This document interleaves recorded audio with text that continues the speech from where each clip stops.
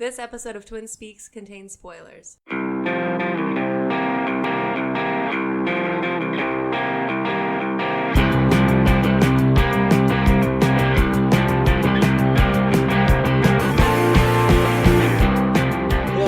Twin Speaks First Watch, First Listen of Spider-Man Into the Spider-Verse, starring Shameik Moore, Jake Johnson, Haley Steinfeld, among others, but we'll get into the full cast later. Directed by Bob Persichetti, Peter Ramsey, and Rodney Rothman, and written by Phil Lord and Rodney Rothman. I am your co-host, Pat. You can find me on Twitter at KidCombo, and I am, of course, joined by my twin brother and co-host. You can find him on social media at Anemonium. I just took a really long breath there. I went... It's for like a shorter than normal intro too. Yeah, I usually write something or like have something in mind, but I don't know. We were supposed to travel today, and all of the ferries got canceled. I guess that's the only talking point we got. That is it. I made it to the ferry. That's the end of Twin Speaks. I made it to the ferry at 6 o'clock, 6 something. Got up at 5. I'm on 3 coffees deep right now. I'm jittery. I'm tired. That's like Jill was making fun of me because like on a good day I'll have 3. Really? Yeah. I think it's honestly like if I'm not doing something, I have to have like a coffee to like stay into it. So like working in an office, I feel like I just have to have coffee to like keep me going, keep me like interested in what I'm doing, because if I don't, I'm just gonna sit there. I'm just gonna look at like whatever I'm not supposed to be doing. Yeah, because I did the exact same thing during school. Is that right? If I knew I was going to the library, if I knew I was going to be like working on something for a while, I would have to have like just copious amounts of coffee. I would just have to go and get the coffee. I would have to bring it back, sit with it for a while and drink it. It's crazy windy. It's really windy outside your window right now. Wow. It's I can't see anything. I have nothing to base that off of. Oh, there's a power line kind of moving around. Yeah. But like I can just hear it. The city's biggest tree is that one that's on my street corner. Do you think it would reach your house if it fell this way? Yeah, big time. Oh, I did not. That thing's huge. Why are we doing this at your house? Anyway. Yeah, okay. So we want to get into some news? Is that about the preamble that we want to get into? I guess. It was shorter than normal. I feel like you've got like a no plan here. Yeah, no. I did have a plan yesterday. Sorry. Well, no, it's fine. I was still packing too. But it's, now I'm restless and I'm tired. Yeah, that's honestly how I'm feeling too. I was like, when we got, like, I went back to bed and I woke up like 2 hours later. It was 8 o'clock. We still would have been on the ferry. Yeah. Like, we still would have been on it. We wouldn't have gotten off. Even when I woke up, like, a couple hours later, like, 10 o'clock, like, we would have only just gotten off. We would have just been, like, Abbotsford. Yeah. Like, we would have been nowhere. Yeah. I was thinking that, too. I was like, this is so daunting. It was, like, 8:30, and I'd already been awake for, like, 3 hours. Yeah. Yeah, 3 hours. Yeah. It was like, oh, my God. Okay. So first, like, after waiting for a while and getting like little teaser stuff and like posters and whatever, we finally got the Hellboy trailer.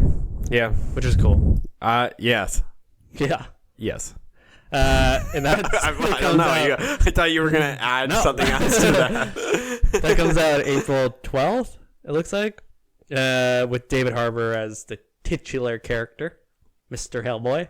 Mr. Hellboy. Sir Hellboy. No. He's going to be, like, knighted by the Queen in this movie. It'll be her only movie appearance in, like, 45 years. The entire just a knight. Existence of the monarchy. She shows up in a Hellboy movie. Yeah. Just to knight him. Yeah, it looks really cool. I know that you said that there was a lot of, like, sort of backlash about it. But no, I don't know if there's necessarily, like, backlash. I just think that this movie, everybody has such a boner for the like Ron Perlman one, and like rightfully so. Like those are good movies. Yeah. That with like Guillermo del Toro like directing all of those and writing them, like they were all really, really good and like really like true to a Guillermo del Toro movie, but like also just like the Hellboy comics and stuff. Like a lot of that's very like practical effect, and like this does have a lot of that like It right did off the bat. Seem like it, Yeah, which is really cool. I liked it. I was into it. I've like been reading a lot of that stuff recently. Oh, and really? Like, I do think that David Harbour and Ron Perlman have like the same cadence in the way that they talk. So I like right away you can see that he's like he's playing himself basically. Yeah. And I thought it was great. Like even like maybe the music wasn't a great choice, but I don't think it like took away from the trailer. Like I think that's just the theme now in like trailers nowadays. Is that unless it's like an indie film, like they're not gonna like they don't have the budgets. They always like It does seem like to your theme. It's sort of less about Hellboy, but it's like we know that this is a big budget movie, so it's gonna use some song like and that. so we're gonna go like, oh, haha, like we're in on the joke too. We're not that into blockbusters, even though we are a blockbuster. So we're just gonna like choose a cheesy song or something. Yeah, but I feel like that's part of the joke almost. But I think like if you compare this to movies that have come out in the last couple of years that have been blockbusters that have used a just like over the top 80s song that's maybe been redone or like even if it's the original, this one doesn't like it doesn't not fit. You know, like it doesn't. I don't think it was that bad. I thought some people were saying that this seems like it's using like all the jokes. But even then, I don't know if they're necessarily jokes. I think it's the way that the trailer's cut. Like, there's the scene where he goes, like, "Are you serious?" Yeah. I don't even know if that's a joke. That's just like a character trait, you know. Yeah. Like, and It same just with seems like it's like a snippy sort of. Yeah. And the one where he's like, "What does it do?" And he's like, "Good. It's good for smash and stuff." Yeah. Or something like that. I was like, and not not a even joke. really It's a just joke. the way that it's cut. Yeah. So, like, I think that's fine. I really liked it. I thought, like, some of the practical and the CGI stuff looked really great. Looked really cool. I think he looks awesome. I love the prosthetics that he's wearing. Like, the Actually stuff does on his look face, heavy. the stuff on his, like, chest, making him look way bigger. Yeah. The gun, like, I forgot what it's called. It's not the last word. It's something like that though. Yeah, but it's like a hand cannon thing. Yeah, it looks fucking sick. Yeah, and like, it looks. What's cool is, the gun. There's like a scene where he kind of like pushes someone away, but then he sort of shoots something through the head. And Good Samaritan. The way that he shoots it. That's such a good gun name. What is it? The Good Samaritan. Oh, that's cool. Yeah.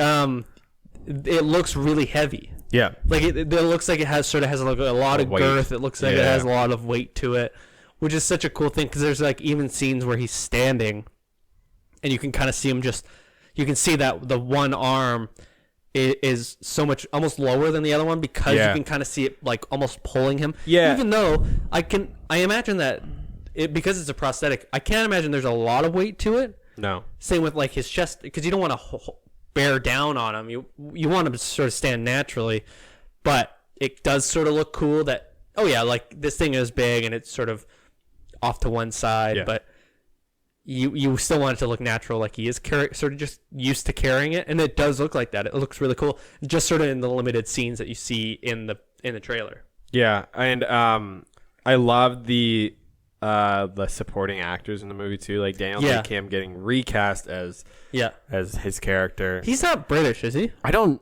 that's what I was just in the middle of looking at, because I actually thought his accent was pretty good. It was pretty good too. I was like, wait, is he actually British? Because they had him he does the Korean accent in Lost. He does an American accent Korean. Yeah. He does an American accent, I think, so from what I remember from Lost is that the two characters were switched. So like the actor that played his like wife in Lost, I forgot what her name is. She was actually Korean. Oh yeah, okay. And she had to learn English as they were going because Daniel Dae Kim actually wasn't Korean, but knew Korean and English. Sure. So he taught her English like as they went, I think, or something like it was like backwards. So like, but yeah, I like him. I thought his accent was great. There's I always forget that this cast is like pretty good. Like, it's pretty stacked. Yeah, Ian McShane, awesome. Yeah, I love him. Yeah. What's his face? Thomas Hayden Church. Oh yeah, okay, I remember him. Yeah, he's Lobster Johnson, which is fucking weird character. And then Mila Jovovich, I think is her name. She's the one from like the Resident Evil movies. Yeah. Which I mean, those movies are fun. They're fun. And fun is a good way to describe it. Because it's like terrible. You're not getting anything from it, but it is sort of fun to watch. We had a good time with it. But she's cool. I like her. Yeah. And she plays the Blood Queen, which with the trailer coming out, You was get it like a today or yesterday? snippet of it. There's like a press photo that came with it. Yeah. And you see her like suspended in the air or whatever, and she's wearing like the full costume. But she looks really cool. Yeah. They don't really have her say too much, which I think is done obviously because she's sort of looks like she's the villain Yeah. in this. But they have like Daniel Dae Kim who actually says stuff, and you hear his accent. It sounds great. Yeah. You see very brief moments of the pig guy, which I always forget what his name is. The guy who's like a giant pig, but he's like humanoid kind of looking. Don't know. Anyway, he's in this movie, and he was like in the giant poster that they did for the New York Oh, you're right. convention or whatever. And then there's like a couple other guys. So they're like showing off some of the CGI without going too nuts on it. Yeah, I don't remember what his character's name is. It does look really cool. There's like that scene with the bridge. Yeah. That thing, look, I don't know what that was, but that was fucking cool. That was one of the things that I was reading is that like this was being touted as very much like a horror movie, which I hope that's true. Like even in that podcast, like the Armchair Expert with David Harbour, he talks about like it being very gory and being a horror type movie, and the posters make it look like that. This trailer didn't. There were scenes of it, but I think this trailer is a trailer for general audiences. I think so too. Like they're counting on a lot of people to see this anyways, like us. They're counting on people who are familiar with the Hellboy movies from the past. They're counting on being not maybe interested in it if they're like stuck with Ron Perlman. So like I feel like they're not trying to sell to those people. They're trying to sell to like your average people that wouldn't even know that this was coming out and be like, oh, sick, like that looks funny or that looks interesting. But do we know what this is rated? I'll also not sure yet. I think it was PG-13, but I only vaguely remember seeing that. So there's like one scene in the trailer where he like that one big guy like cut somebody right in half and there's like blood everywhere. And the way that the guy gets shot in the head too, you're like pretty gory, yeah. Yeah. So I can see like his head just opens up. Mm-hmm. But I am into this. I'm really excited. Yeah. I'm excited either way. Like even if this comes out and it's like getting panned, I don't know. I still like Hellboy's such a cool character, and like such a rich like backstory and like origin to him too. Like it's such an interesting amount of lore to him that like whatever. And they can kind of go into whatever direction. Exactly. There's so many like backing characters. That's the thing with like even like including somebody like Lobster Johnson. That guy's got like that character has his own comic run. Yeah. So like to include him in this movie is sweet. Yeah. Anyways. There was the fact that it looks like they're in hell. I think that was like part of the story. A little bit. Yeah, and then he has like the giant horns. He has the sword. The fucking sword and shit. Like, yeah. There is a lot of this like fan service stuff, which probably goes back to Mike Magnolia being involved in the writing process. Yeah. But yeah, I'm just seeing this trailer. I was already excited. Yeah. This is already sort of like a really anticipated movie for me. Yeah. It just made me so much more excited just because you get to see everything in action. Yeah. And like this cool CGI shit. Yeah. I'm excited. Do you want to move on? Yeah. So today also we got the new Men in Black trailer, the reboot. It's called Men in Black International, starring Chris Hemsworth, Tessa Thompson, and Liam Neeson. Yeah, I didn't realize Liam Neeson was in this. Also, Benicio. There was a character who's got like white hair in this trailer. Yeah, they briefly show him, and I don't know who that is. It looked like Benicio del Toro as the collector in Guardians of the Galaxy. Yeah. This is a trailer I turned off. Oh. I got like halfway to it, maybe just over halfway, and it went, this looks like dog shit. Oh, really? Oh, yeah, okay. And I was not into it anymore. I wasn't into it in the beginning. I just don't think I remember watching the Men in Black, but hot take, I just don't think they're that good. Okay. Like when they're on TV. What? Sorry. No, continue. When they're on TV, I just don't really like because they're on TV all the time. I just do not care about them at all. Oh. Even like the reboot, or not even like the reboot, but the one with what's his name? The guy who plays Thanos. Josh Brolin. Yeah, he's in it. And Jermaine. Yeah, and that was okay. I don't know. Yeah. I didn't think they were that great. No, I find that surprising. But this trailer looks just like it just looks bad. There's like weird scenes in it too, like where they're riding a motorcycle at one point, Tessa Thompson and Chris Hemsworth. Yeah. Or it's like a air bike or I don't know. But it's just so obvious. Like they didn't even try and blend it to make it not look CGI. Yeah. It's them sitting on a motorized like almost like they get kind of like thrown in the air when they're riding. Yeah, almost like bull riding or something. Yeah. Because they go, whoa, and it goes in the air, and then it comes back down. It's like, oh my god. Even the same when they did the big red button too. Yeah, it just fuck, man. They're like, okay, you're gonna act like you're driving at really high speed, but don't oversell it. And he's like, oh, we're going too fast. I actually didn't. I didn't think it was that bad, but like, I'm not like overly excited for this. They're writing him, and like part of me's happy about this because I think that Chris Hemsworth is genuinely hilarious. Sure. And like I follow him on Instagram. He seems really funny. Yeah, sure. And I'm glad that they're writing him like the last little bit has been writing him for like Thor. Yeah. But this, I don't know. This is a very different direction. I'm happy to see Tessa Thompson in more stuff. I do like her. I don't love her like how she becomes a Man in Black. She's like, I found this place and it's unfindable, therefore I should be it. I'm like, wait a second, didn't Will Smith have to go through very rigorous training to become? And isn't he like one of the best? Yeah. And they're like, Chris Hemsworth is the best, Agent H or whatever his name is. And I'm like, okay, how many times are we gonna hear that? And then Liam Neeson's like weird monologue in the background. Oh, it's just very Liam Neeson like. Yeah, you know, it's just like I don't know. It felt like seems he like cashed in too. Wow, he's probably is. He's just like reading off a piece of paper and not putting any sort of cadence or anything to it. I was gonna say that's acting, Patrick. No, but yeah, like, you're right. Just going, and Agent H is the best there ever was. I thought this was very like I lost my train of thought. I spat on my because it would have been hilarious. No, this is a very much like Liam Neeson just being Liam Neeson. Like, just do a voiceover. It honestly, it's like you know how like they used to do voiceovers on trailers. Yeah. In a world, this is almost like that. Yeah, it does sound like that. Except it's Liam Neeson doing it over a trailer. Oh my God, he's the new trailer guy. But he's in the movie. Full circle. He seems like they went like, okay, well, we got like a little bit of money left over. A little bit of money for Liam Neeson? How dare you? Who should we get? And they're like, oh, get Liam Neeson. Whatever. Yeah, I don't know. Looks like dog shit to me. I didn't think it was that bad. I agree to disagree. Yeah, that's how that works. Yeah. Okay, moving on. Jordan Peele's new movie, titled Us, has gotten its first poster and press photo. I thought it was U.S. I think it's Us. I'm joking. Oh, boy. But yeah, I appreciate you bitch. Oh, I feel stupid now. Good. Anyway, did you see the press photo? There was two.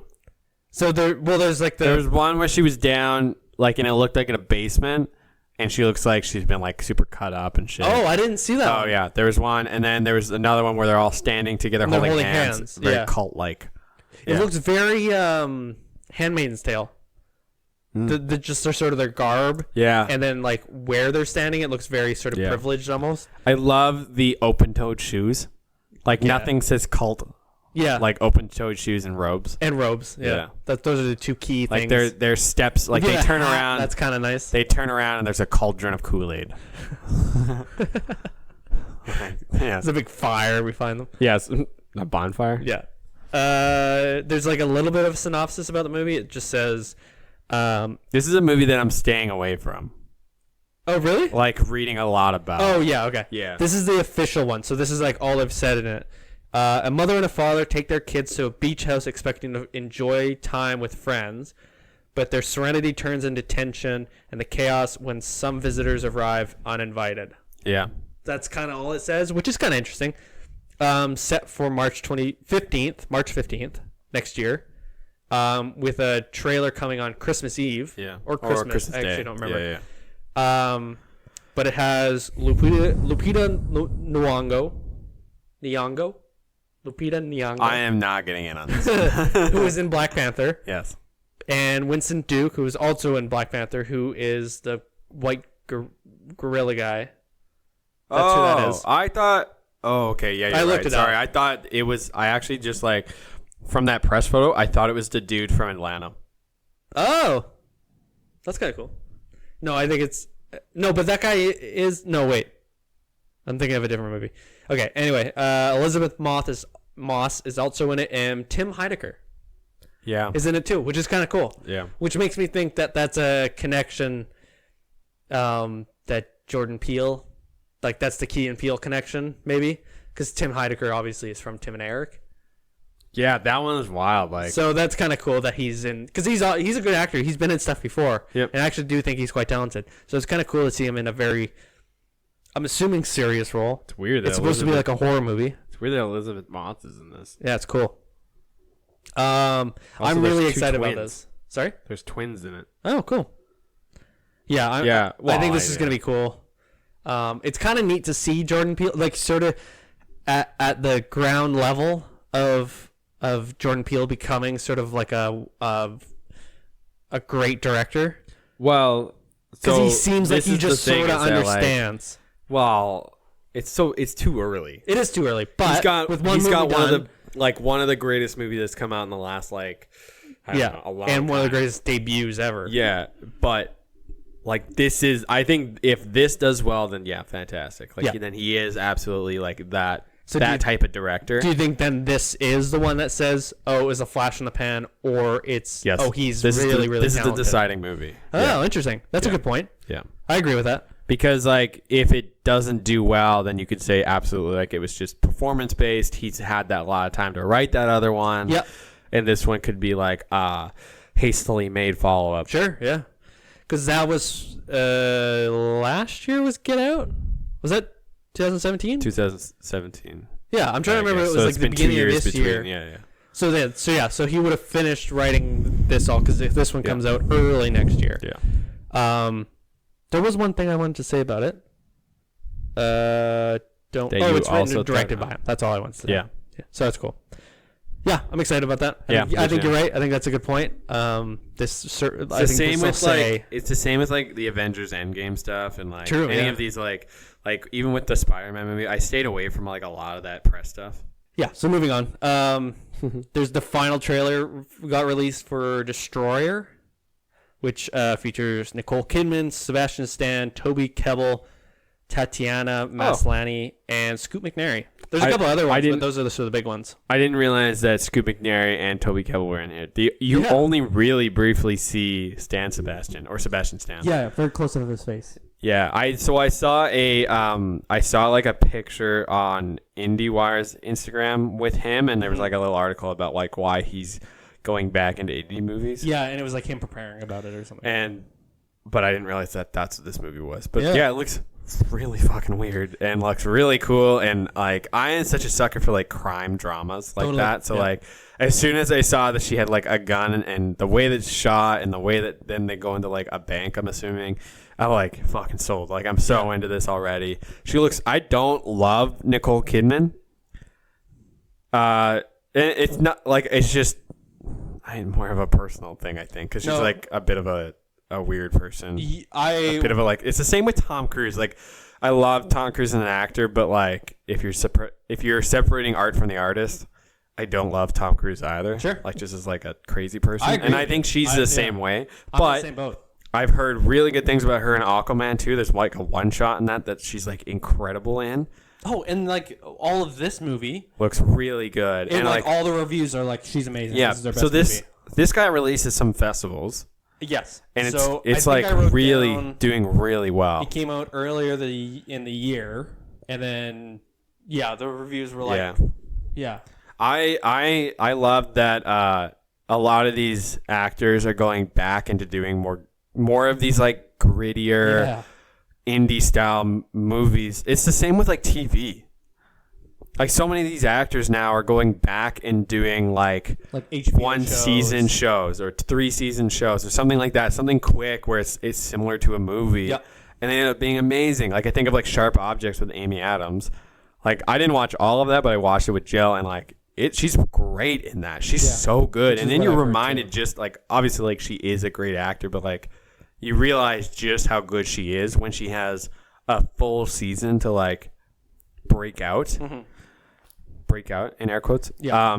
But it's the same with this. Like, Nicole Kidman looks insane. She looks great. Like, the scenes where she's like got a gun, it looks amazing. Like, she looks really, really good in this, and I'm really excited to see like her in a role like that. And sort of this like darker, Yeah. like, I mean, she just looks just not even like the same person. She looks really cool.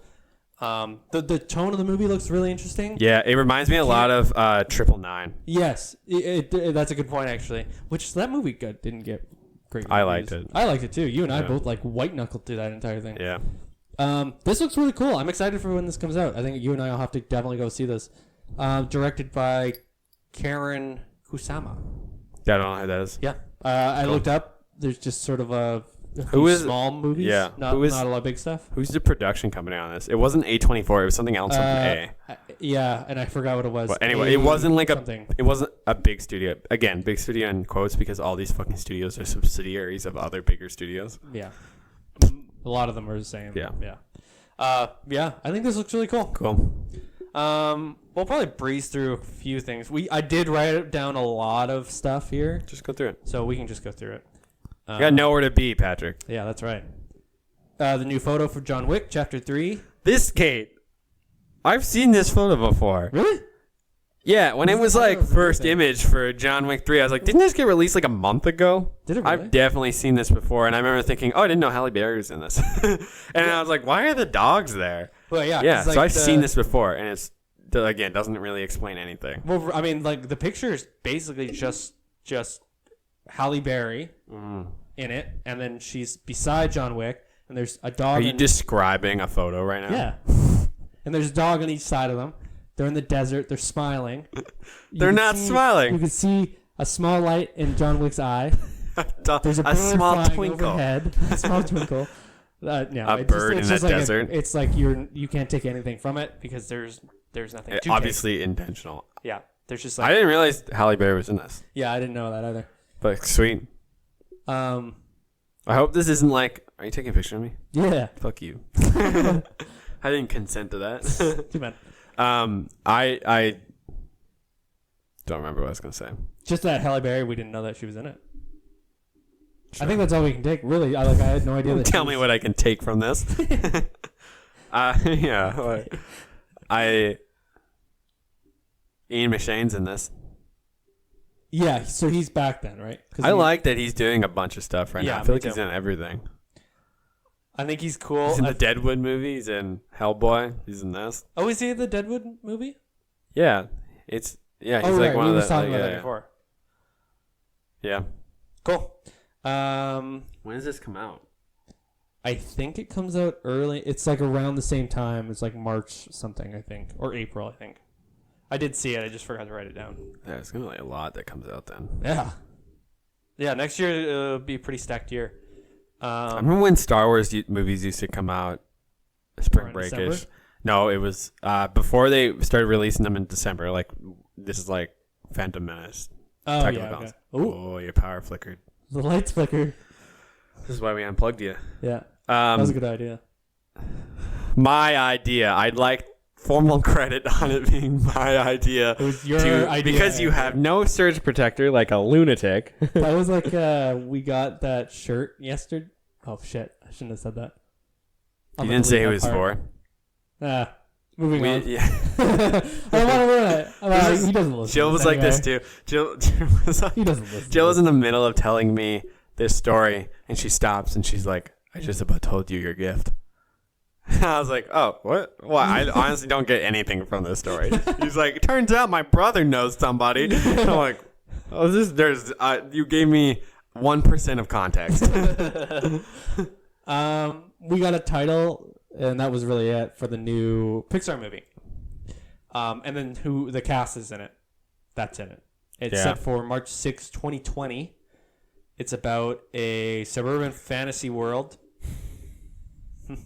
Yeah, I saw Chris Pratt's in this. Yeah, it's called Onward, and Chris Pratt, Tom Holland, Julia Louise Dreyfus, and Octavia Spencer all in. Oh, cool. There's a bunch more actually. Those How are much? sort of the main ones. How much do you want to bet that it's just like Chris Pratt's just gonna be written like his Lego Man or Lego Man character? Lego Man. You know, the popular movie Lego Man.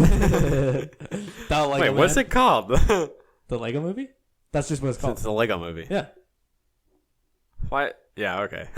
It'll be like that. I was like, what is He'll be sort of this like aloof, wide-eyed, Yeah. aloof. Yeah, that pretty much. I think that nails it. which I guess like if you boil it down even further, like that's just his character from Parks and Rec. Yeah, yeah. Yeah. But I think the main thing to take away from this is that Pixar's doing original stuff now.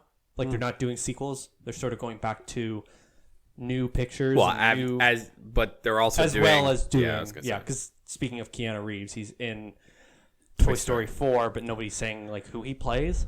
I don't get They're the like, big deal he's about done it. that. He's done I'm his like, lines, and they're like, okay. but nobody is saying who he is. so he was the one that came out and said that he was in it too, which is even funny. No, but he did. He did, and then Yeah. Tom Hanks, I think, said that too. So, like, Was what? it Tom Hanks? They Tim could Allen? literally say that this guy's name was Bog McDildo, and nobody would like. They'd be like, "Oh, interesting," because Dark. you don't. Yeah, I didn't realize they were going with an R rating. No, like there's like zero context in these Toy Story movies. They Yeah. could name him literally anything, and you have nothing to go off. Yep. Like really. Well, the one character that they're adding in is named Sporky. Yeah, and Or that's something easily like that. you And can they're like, easily he's a figure that out. fork, and he's going through a midlife crisis about his identity. That was actually the write-up. I forgot who was playing it, but like it's a spork, and he's like, "Am I a fork or a spoon?" He's not a. It's not a middle. yeah, He's just going through an identity existential crisis, crisis in not being a toy. about his He's identity. just a sentient spork. Okay. Yeah. Anyway, cool. Scott Derrickson's returning to direct the Doctor Strange movie sequel, which apparently is not going to come out until like 2020 or something like that. 2021. They said So they said this is the longest between Marvel sequels. Yeah. Yeah. Whatever. Yeah, but there's enough going on between that. Like Oh, they got enough going on. they've got Avengers 4 coming out this next year, Captain and Marvel. then Captain Marvel and the new Spider-Man, and like they're working on the next Black Panther. Like there's so much other stuff, and then he'll definitely be like the new Avengers team too, with him, Black Panther, Spider-Man. Like Yeah, he's going to be in all these movies. It's not like Yeah. that's the next time we're going to see him. He's going to be in most of these movies. Yeah. Most likely. Did we talk about Daredevil getting canceled? Yeah. I was reading the tweets from like one of the executive producers, and he was saying that like they like showed up in the writers' room and they were told they were canceled. So they had like kind of like a goodbye wake style lunch with like all the writers and everything. That's kinda and like neat. apparently like Marvel executives were there. Oh. And we're telling people that they were like equally as shocked that it got canceled, because it was not them canceling it. Oh, okay. Yeah, it was Netflix canceling it. And part of the reason it sounds like people are rationalizing it for getting canceled is that if you compare it to something like Sabrina, like, yes, Daredevil is super popular, but it's the cost per episode from like a licensing standpoint is so astronomical that it's just not worth them running these as many characters that they have been doing in like another season.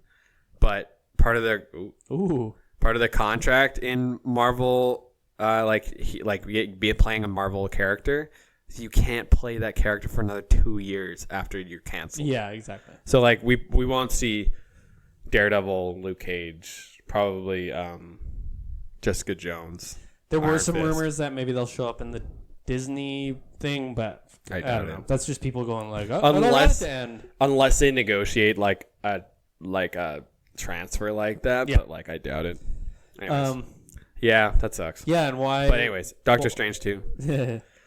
Yeah, so Doctor Strange, that's not going to be out until May 20th. If they base what I'd really love to see, now they've done like their proper origin story. They've had him, all of a sudden he's like a much more experienced Doctor Strange, like a wizard. Or sorcerer. I love to see them adapt the most like recent run of him, where he plays he has like the axe and shit, where he basically is like in a world that's getting like sucked. Another dimension is like sucking all the magic out of the world. Oh yeah. And he is like he goes and meets like a bunch of other wizards and stuff, and he meets like Scarlet Witch. That would be cool. And he has to like find all these like artifacts from like the magic world, and he has to like use them to like fight back against. Yeah. And it was really good. And it was really interesting because it made him very like ground level, because he couldn't rely on his magic. Yeah, right. Which was really sweet. So like I'd love to see them adapt that. And he's at a point where that would make sense too. Like where do you really go from him being one of the over most the top powerful people? Yeah, or Mike Mignola's it was a what's it called? I know the Doctor Strange and Doctor Doom. Yeah. I forgot what it's called. And that one's the one where they go and it's like a competition. Yeah, kind of he's thing? the Sorcerer Supreme, but for whatever reason he has to like. There's like some challenge that happens where he has to like establish himself as Sorcerer Supreme, so he competes against all these other sorcerers, and Doctor Doom shows up. Yeah, and like he has to like fight alongside Doctor Doom eventually, and it was really, really good. And it's a Mike Mignola's story, and it's so interesting. It's something it was a really good book. It was. But yeah, really I'd love to see that, especially now that they have the Fantastic Four properties and stuff like that. Like I'd love to see them introduce. I don't know if that would be the best place to introduce them, but maybe that's why they're doing it in 2021, because they've got all these unannounced projects that are coming out before that. Yeah. So maybe they do One Fantastic Four in between there. That'd be cool. I don't know. I'd be into that. Yeah, moving on. What are we at time-wise? Oh, man. Triumph in Torment. Oh, okay. Anyways, nice. Very good book. I'd recommend that one. Guillermo del Toro has produced Scary Stories to Tell in the Dark, set for August 9th, 2019 release date. This is like something that I think has been in the works for like a long time. Yeah. It's being directed by Andre. This is, I think, the one time that I can get away with not being able to pronounce his name because he's Norwegian. It's Andre, a little O with the thing through it. And Oopnow. No, it's not. I think his name is Uvredal. I think. I'm guessing. Anyway, he is the director who did Troll Hunter. Oh, neat. Okay, yeah. Oh, really wait, cool Troll movie. Hunter or Troll Hunter? Yeah, not the animated one. No, that's the one it's like the Norwegian it's like a tale one. mockumentary kind of thing. It's like it's like not Blair Witch- mockumentary, but like Blair documentary. Witch Project kind of style. Yeah. Shaky cam. Really cool. Yeah, I actually do like that. I haven't seen that in a really long time. I watched it maybe 2 years ago. It's pretty good. Yeah, it is really good. Yeah. So that's kind of neat. It's cool to see him doing sort of a more mainstream thing. Because I looked it up. He's mostly done like Norwegian stuff. I didn't really recognize a lot of it. But the film follows a group of young teens who must solve the mystery of surrounding sudden and macabre deaths in the small town. Macabre? Yeah. Oh, tickle me interested.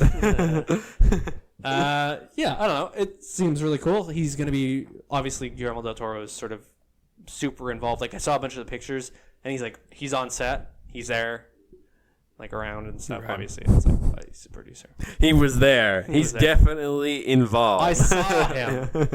That's really cool, because that's been... Macabre seems like a very Guillermo del Toro word to use. Yeah. They're like, how do we describe this?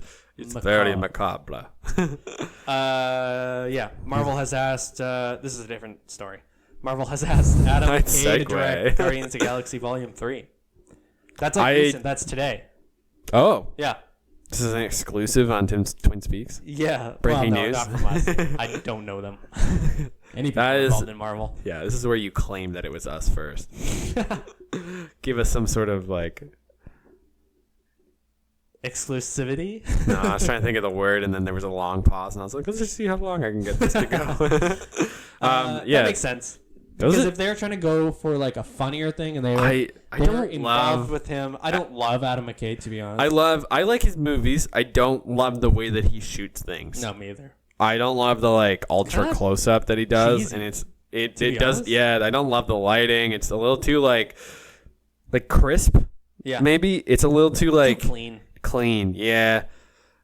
This is a weird weird. Like this is such a weird thing to complain about. Like, But it's just like a preference. it's too good looking. Well, and you and I saw The Big Short, which was like the last one, and then he's got Vice. Yeah. That just came out or is comes coming out Christmas Day, I think. Right. Okay. Which is getting shit reviews. What? Yeah. Is it? Oh, I didn't know that. Oh. I Fuck, I was excited to see that. Yesterday, I went and looked at like the reviews I read a couple of them. The Variety one was pretty good, I think. But yeah, it's getting out great reviews. Anyway, I don't really like Adam McKay either. I think I he's respect a good that. writer. Like, yeah, I respect him. good. But yeah, Well, he is a good director. I'll say that. Like, sure. But that makes sense. I think he's sort of that goofy. He sort of has the smart funny that maybe they can get away with. He's not the same as James Gunn, and I don't think their styles are really that similar. But I don't know. Whatever. Did you find the reviews? no, for it? there's nothing on it. Oh, I did read them. Oh, is it like first reactions type thing? Yeah, it was like okay. I think I saw it on Reddit. It was like first few reviews have come out or something, Shit. and it was just like getting shit on. I hate, They but said- like, okay, so like this is my thing with this movie when it was getting introduced and was getting like advertised. Like the first couple of trailers were like Golden Globe nominee. I was like, this is the first trailer. Are you kidding me with this? Like, fuck, like you gotta reel it back. It's like nobody's seen this, and you're trying to say that it's a Golden Globe. Because then you're. But then it did. So then is it just like is it just like one of these like Academy Award and Golden Globe bait movies? Because that kind of feels like because it's Adam McKay, he might be just like a studio puppet at this point, really. The one thing I'll say is that they said all the actors were great and a lot of really good performances. Again, Amy Adams, like, Steve Carell, and they said like Christian Bale's like unrecognizable. Like he's. But they said like the story just doesn't make any sense. And they said it's like but that's what they did with The Big Short. And I don't want to ruin it because obviously I think you and I both sort of want to see it. Yeah, I'll see it still. The one thing they did say was that for a movie that's supposed to be anti-Dick Cheney, it didn't go that hard. Wasn't there another movie that was like this too? Yeah. Yeah. They were like, they let up way too much. Like, Steve Jobs. That's what it was. Yeah. And there's like points in the movie where you're like, isn't this supposed to be like an anti-Dick Cheney thing? Oh, that's funny. And you end up, like, it sort of directs you to like him. Anyway, we still want to see it. So, like, part of the Big Short thing was, like, they did these, like, in-betweens where they're, like, they play into the fact that this is, like, super confusing, that they're going really fast in that movie, and they, like, get celebrities to explain stuff. And, like, I was talking to somebody about those, and they said it was a lot of it was unnecessary, and a lot of it plays into the audience being an idiot. And it worked because it's... That movie felt so condescending. It worked in the sense that, like, it was done in a humorous way. Like, it was done in a funny way. And that was the only saving grace for it. But taking that, like, mess of, like, a weird web of characters and stories and then applying that same directorial style to something like this, I can see how that could be messy. Yeah. Still, we're going to see it. And I still don't know how I feel about the Big Short. Sam Rockwell. Yeah, I know. But Sam Rockwell is in this Stuart. movie, Yeah, so exactly. I'm going to see it. I love Amy Adams. Yeah. I'll watch anything she's in. Let's wrap this up, though. Let's get into Spider-Man stuff.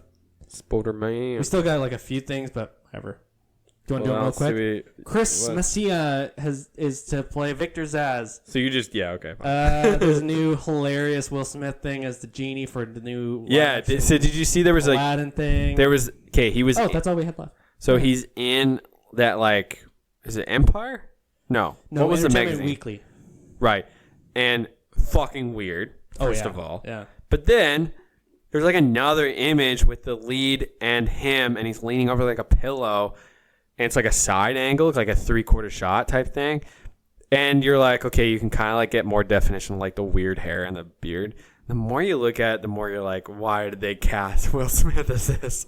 He looks so weird. But then I can weird. also see them casting The Rock as this. And if you look at the two of them, you're like, but apparently he said on Twitter that it's like mostly CGI. What? Yeah, like he said that is like his like human / disguise. Ugh. So, like, the rest of it's going to be blue and the rest of Weird. it's going to be CGI. And I don't know if that's better or worse. Yeah. Anyways, why did they decide that they needed to do? I think I complain about this like every single Isn't Guy Ritchie doing episode. it?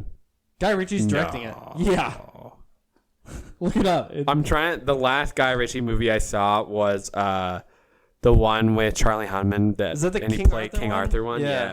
And like I actually really liked that, but that got panned. Usually I like Guy Ritchie, but he's sort of fallen off a little bit. Fuck. I hope it's not Guy Ritchie. I can imagine just like Okay, look that up long and then we'll get shots, into Spider-Man long stuff. shots on just Will And then Smith's just- face. Yeah. Guy Ritchie looks very happy and all these. All the photos on his, if you look him up, is literally just the same suit. It's like somebody was like Guy Ritchie, and he looked, and they're like, "You're very handsome today," and he was like, "Hey." Someone else from a different direction. Guy Ritchie. And then he like looked. Yeah, he's doing Aladdin. Oh god, that sucks. King Arthur. Oh, yeah, Jude Law is really good in that. Cool. Anyways, Spider-Man. Spider-Man Into the Spider-Verse. Okay, so how do we want to do this? I always ask this, but Let's just get into okay. it. So this movie was very different than. Okay, first of all, Quickly, let's do a fucking plot amazing. synopsis. Yes, Yeah. it was amazing. Plot synopsis. Okay, if you're so- coming here to like listen to what the movie's actually yeah. about, it's exactly what the title says. Into the Spider-Verse. Multiple universes open up because of Fisk, who's in the movie. Wilson Fisk, He Kingpin. wants to bring his Dead family daughter, back. his dead family back. No, sorry, not his his son, wife. his son and his wife Yeah. back. So he tries to open a portal to another universe so that he can bring them back from like a different Parallel universe so he can bring them back. Yes. Like the exact same, but it doesn't work, and they end up opening like a hole. Yeah. And other Spider people come out. Basically, all these other Spider-Man, because like the one Spider-Man is trying to prevent him from doing that, but sort of goes into the thing because the Goblin guy forces him in because he's being, he's like fighting with them, so he like forces him in, and then it sort of reacts from there, whereas more Spider-Man come into that universe. Yes. Essentially, that's what it's about. Yeah. And then Miles Morales is in one of the universes. No, so so this movie is based around like the comic version of the Ultimate Universe. So Yes. there's Earth 616, which is like the main regular That's your that's familiar the Spider-Man. comic Yes. Marvel universe. And then there's the Ultimate Universe, which is like the skewed version of all these characters. Yes. Miles Morales is from that universe. And where everything mostly takes place is that universe. Yeah. So like he's just a kid, and he's like going to a prep school, but then like you've got like regular Peter Parker, or it goes by Pete Parker, doesn't Yeah. it? He goes something different than the other one was Peter B. Parker. Yeah, and this then one he was was Peter Parker. And he's like a blonde version of Spider-Man, but he's like in his prime. Like he's been doing it for 10 years. quite young, He's fucking yeah. jacked. He's looking good. He's He's got handsome. everything going for him. Yeah. He's married. Like he's all this stuff. And he's like ideal Spider-Man. Anyways, he is fighting the like monster version of Green Goblin. Which looked really cool. Yeah, it did look really cool. And then he, like you said, like kind of goes into the portal, and then they like kind of defeat him, but the whole place collapses. Anyways, he dies. Kingpin kills him like right away. Yeah. Miles Morales hasn't turned Spider-Man yet. Gets away and is like meets with his like uncle or something. Oh no, sorry, he does become he's Spider-Man. been Like dead. that's the reason that he like ends up there, because he gets Yeah. drawn in by his new Powers. Yeah, his new Spidey sense. Because he sort of does the thing, which I think is in the comics, where he slowly develops into Spider-Man. It's not like Spider-Man that everybody sort of knows, where all of a sudden he just gets all the powers from the bite. This one, it's like he does. learns what's happening. No, I think he does get all his powers. He just doesn't know how to use them yet. So, like, Okay. it slowly develops and, like, how he's able to control them. Right, okay. Right? Because he was sticky. He was, like, sticky right away. Yeah, right. And he had the Spidey sense right away. And then, so they introduced, like, a bunch of these Spider-Man. Okay, This so is that's so different basically than... what the movie's about. Yeah, that's pretty much it. Yeah. This movie... Now go ahead. Yeah. This movie is so significantly different than the Spider-Verse comic series that it's loosely based off of. Yeah. That one has a fucking ton of different spider people. Heap load of A them, yeah. heap. Yes. another word for a large amount. Yeah. There's man spider, who's the spider with 6 arms, 2 legs. There's yeah, me too. There's cosmic spider, who's Ben Parker. Yes. Who is like the God version of Spider. Like Captain Universe or something. Yeah, a little bit. Like he's just like the ultra version of Spider-Man. Like he's got cosmic powers instead of just like spider powers. The future, present, everything. No, you can't. Yeah, that's the Spider Mother. Oh right, okay. Sorry, mixing them up. And then there's like a bunch of other ones. Like there's Punk Spider, Sports Spider Punk. There's like all these other ones who don't make appearances in this. Like the only ones you see are. Well, there's like the post-credit scene one, so that's more like a really big spoiler. But that's Spider-Man 2099, who's Miguel O'Hara. Yep. Which is always weird because like I always thought that was weird that he was like not Peter Parker-ish. Yeah, but I guess it's like in the future. Anyways, yeah, and he's from the 616 universe, so I don't think he's not Marvel Ultimate. So like they're kind of mixing some of these things. Anyways. So he's Future Spider. Then there's Spider-Man Noir, who's basically just Batman Swires from the 30s, who's fucking sick. Nicolas Cage. And then reminds me a lot of like that. What's that one book where it's based in the 30s and it has like Batman and Martian Manhunter in it? Oh, it's a Martian Manhunter book. You're talking about that one, Darwin Cook's one. Yeah. That's something New Frontier. Yes. Yeah. And the Batman in that reminds me a lot of. Yeah, it does. Spider-Man Noir is. Yeah. Exactly. And then there's Spider-Ham, John Mulaney. Yeah.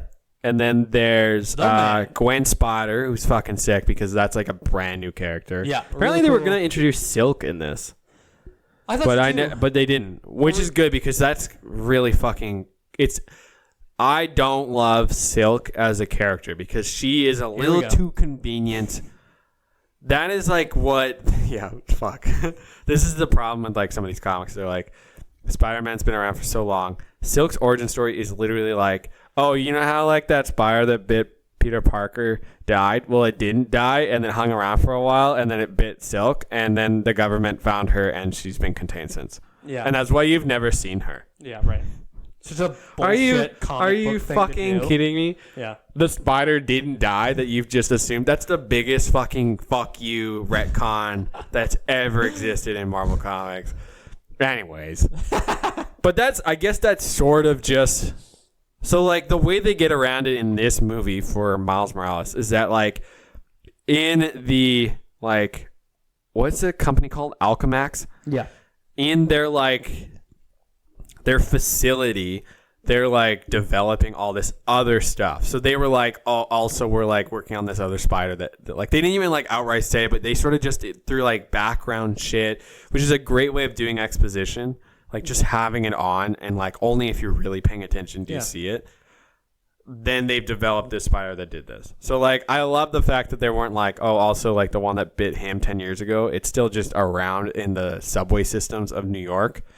It bit Miles Morales. Mm-hmm. No, it's just a different spider that's been like recently developed that they didn't even know would do this too. But like even how they have him sort of like his uncle takes him into that underground area to like graffiti shit. Like, this is where you can dance and shit. Like this is where you be yourself. Yeah, be yourself area, and it happens to be under Alchemax. Like so, it sort of which ties into how he would know about it too. Exactly. Which is like really big foreshadowing, but. Yeah, like the way that that's introduced is like I think it's a little bit better way of doing it instead of being like, hey, talk like, down it's to a little bit bit. yeah, exactly. It's a much smarter way of developing the story instead of just outright being like, okay, well, he's like a kid and the spider found him and now it's like this is what's happening now. Yeah. It's like no, like we're smarter than that, like show us an interesting way of doing it. Yeah. And it does do that. It does a really great job of doing that. Did you know that Chris Pine played? I didn't know until after. Yeah, that's sick. So Chris Pine plays did. the Spider-Man in the Marvel, like the Ultimate Universe. Yes. The one that dies. Jake Johnson plays Peter B. Parker. Yes.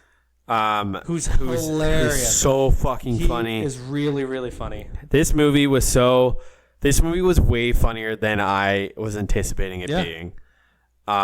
And like just like not from the get-go, like it doesn't like open with like it's not like Deadpool which just like opens with jokes. Like you're like, okay, this is a comedy. it's like it's weaved in when different characters are introduced, and the comedy happens when two characters interact. Yeah. So like Spider-Gwen and Miles Morales, like they don't have like a lot of like comedic interactions, but it's like mostly like Jake Johnson character and Miles Morales when they interact. And then like Spider-Man Noir has some funny moments, and then obviously like John Mulaney has some funny moments, and then like I don't remember the actress' names that plays Haley Steinfeld. No, not Spider-Gwen. But yeah, that's I forgot about that. I wrote down the giant list of names. And also that character, the robot one, is Kimiko Glenn. She was developed by the dude the lead singer of My Chemical Romance. Oh, really? Yeah, how fucking weird is Oh, that? that's She's not neat. like a popular character. Well, he's a comic book writer. Yeah. She's not even in. I don't remember. She's her not in Into the Spider-Verse. Yeah. She was one of these like other ones that came out.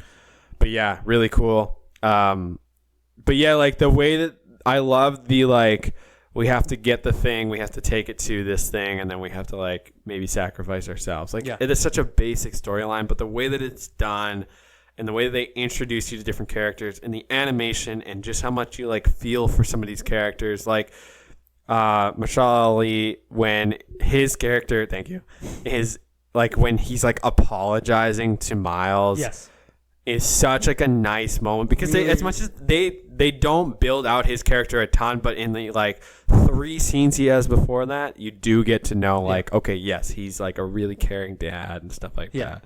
If you were on the outside and you have zero interest in Marvel movies, this is the Marvel movie to go back in on. Because there is a lot of like the story is really well told. The animation style is unbelievable. Like, I really don't know if there is an animation style like this. No, there isn't. Before it is the most original looking style. Like it's unbelievable. It's so crazy good. But having said that about the animation style, I do think it's a little alienating. It is a little like it took me like, 5-10 minutes to really get into it. Talked about this after the movie had finished. It took us a while to warm up. It's like you went to a 3D movie and forgot your glasses. Yeah, like you kind of watching and you're kind of going like, shit, this is kind of hard to follow. And then for whatever reason, it just clicks and you forget that it's different. Yeah. I could see that being annoying for somebody that's like resistant to it and being like, this fucking sucks. I'm not enjoying this. But if you really do like grab onto it and you really do like enjoy how it looks and how different it is and how unique it is, then it is really like a stunning movie. And just like the little like goofy comic book stuff that happens too, where it's like the overlayer of the panels and like the dots that happen and like the little like sound effects too that happen. So like the thwips and stuff like that appears. It's really cool. Classic looking. If you go to like a very old school comic book and you see sort of instead of them shading, there's a lot dots, of like that colored dots. Yeah. That you do see that in this movie. Yeah, which is really cool. It just plays into the whole like this is a comic book movie and we know what it is. Well, it's funny, like there's even like right from the beginning when he doesn't even have powers.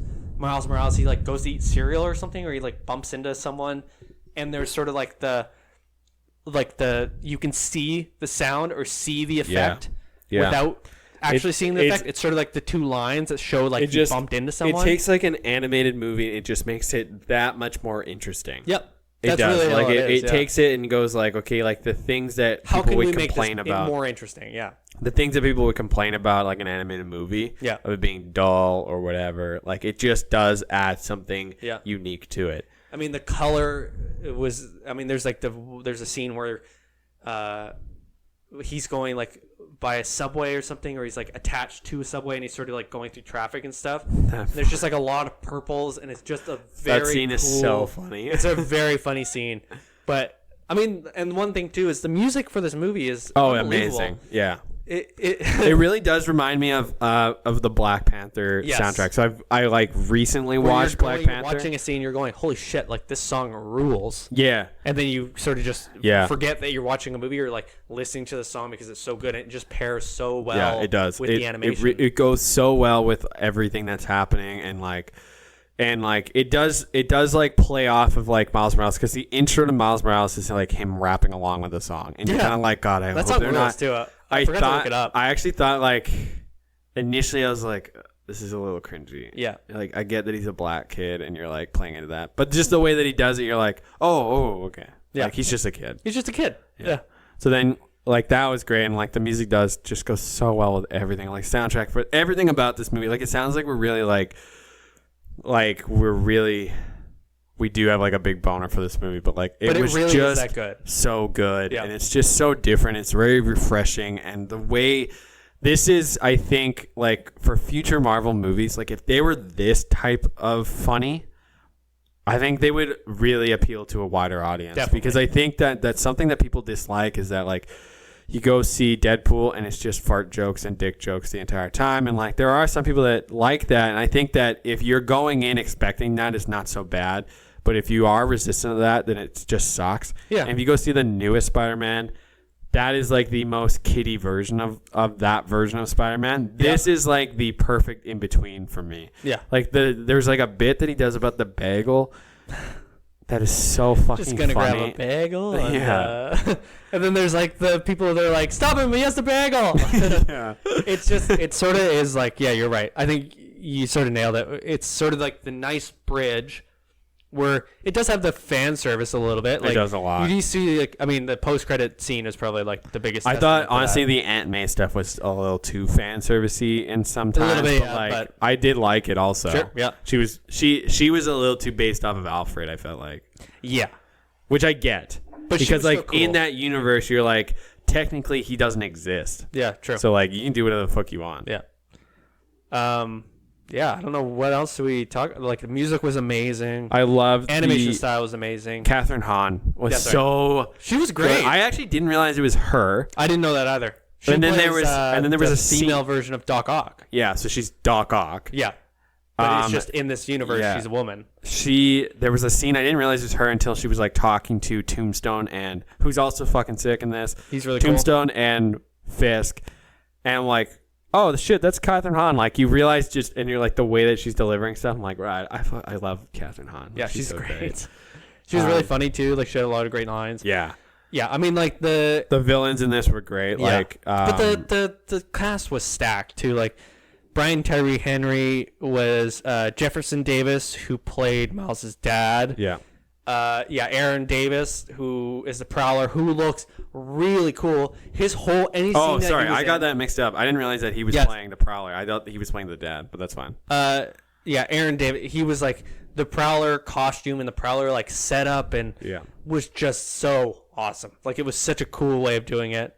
Lily Tomlin was May Parker. Luna Loren Velez was Rio Morales, which was Miles' mom. She doesn't who get a was really lot great. in this. Didn't have a lot of lines. She was still great. Liev Schreiber, Liv Schreiber. yeah, was Wilson Fisk. He was really cool. He was like a more animated version of Wilson Fisk. I Yeah. think like when I think of Fisk, I do think of what's his face from the Daredevil TV show Yeah. now. Like that in my head when I'm reading stuff with Fisk in it. That's who I pictured, is just very like stoic and weird, and but he was good. I thought he was kind of like goofy, almost Yeah. like a little like over the top villainous type thing, and I actually thought that it worked really well. Yeah, me too. Jorma Taccone, from Lonely Island fame, Andy Samberg's bestie. Yeah. He played the Green Goblin, which I was trying to think, does that guy even have any lines? It's just like noise he's just making. Yeah. right? And he also plays the 1967 Spider-Man Which is at the very so end of the movie. That's possibly the best post-credit scene I've Yeah. ever seen. There was, so like, okay, yeah, go ahead, because there was a lot of So- memes in this movie. They Yeah. sort of do this like funny, like making fun of Yeah. stuff. Yeah, there's Shaun Till Dusk that appears in this movie, Yeah. which is fucking hilarious. Like of Edgar Wright. Like, yeah, Shaun but then Dead. like, yeah, okay, this post-credit scene where they're like introducing Miguel O'Hara, played by Oscar Isaacs. And they're like, okay, he's Spider-Man 2099. And I hate that costume also. Like, the fucking worst Spider-Man costume. But he travels back in time. He kind of says, I'm going to go back to where it began, which is like a common line in this movie, Yeah. making fun of like origin stories. Yeah. And he goes back to when it's the OG Like the 1967 original, yeah. Spider-Man from like the cartoon that does like the pointing Spider-Man meme, Yeah. and they're just fucking Wait. pointing at each other. I'm Spider-Man. You're Spider-Man. No, and then he's like, "Stop pointing at me. It's rude."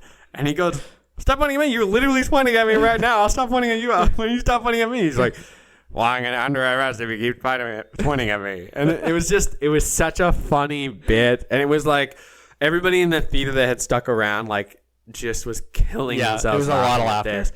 It's just weird to picture Oscar Isaacs doing a bit like that. Like, it's a very, like, goofy, even in one of these movies, SNL style bit, but it was great. It was so funny. It was so worth it. The one that everybody loves to make fun of, the Tobey Maguire movies, where he's he does the dance. He does the dance in the first like 5 minutes. They of the animate movie. that into this movie, so it's like part of his like introduction. Yeah, when he's like, and they're like, oh, we don't talk about that. And he's like thrusting. Yeah. Too. It was so funny, and but he's doing it. All the memes that he does in this that are from like the movie, he does in the suit. Yeah. So like when he's sitting at the diner and like he's talking to Mary Jane, and then and the car flies through the window. The Tobey Maguire one like kind of like reacts to that, but they do the same thing, but he's in the Spider-Man costume, just sitting in a diner talking to Mary Jane. It didn't make any sense, but it was so funny.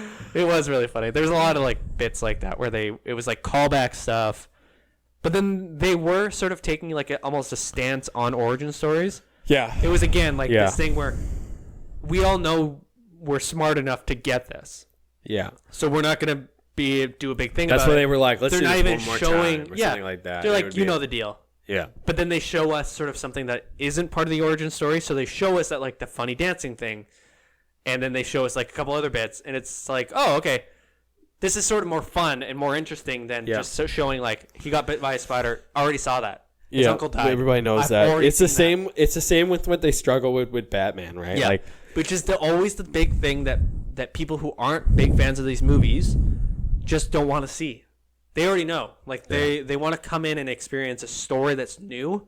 Yeah. They don't want to have to relive the first like 40 minutes of a movie every time they go which to is see one. I'd say like one of the downfalls of some of these more obscure and quotes obscure characters is that like a Doctor Strange, like again one of the oldest Marvel characters there are, but you have to do a movie where it's an origin story. Yeah. And that sucks. Yeah. Because he's got so much good shit. Same with Black Panther. Yeah. Well, actually, they didn't really do one with Black Panther. They did a very neat intro to Black Panther. I just watched this recently, so that's why I remember. But yeah, like they do a kind of a weird or interesting intro where they're like talking about the world that is Black Panther. Anyways, so like to do it in a way that's kind of neat, and then to like make fun of it throughout the movie, where when they're introducing these spider people, they sort of like it's a really quick like bing bang boom. Yeah, we're not going to take up much of your time. Just watch for a second. Yeah, but like it's still interesting. Like you're still drawn into it. Yeah. But yeah, I was like, what would you give this movie then? 7 out of 7. Yeah, I think so too. This is maybe one of the best movies. Also cast wise too. Jake Johnson needs to be in more movies. This guy is so funny. He was really charismatic. Yeah. There was a lot of points where I was like, oh man, like I don't know if anybody could have done a better job. Yeah, I don't think so either. Playing that character, but also the Shamik Moore, slumpy kind of Peter Parker and it works so well. Yeah, Shamik Moore that plays Miles Morales. He was was perfect great. in this, and the two of them bouncing off of each other is so great. Haley Steinfeld plays such a good foil to the two of them. Yeah. I love her. Like I think she's again somebody that needs to like again be more. I watched True Grit recently. Nice. And she's Yeah, she's so great. great in that. And then Nicolas Cage is just kind of like really funny. just Like funny, he yeah. just like they really just sort of like had him there, Yep. which is great.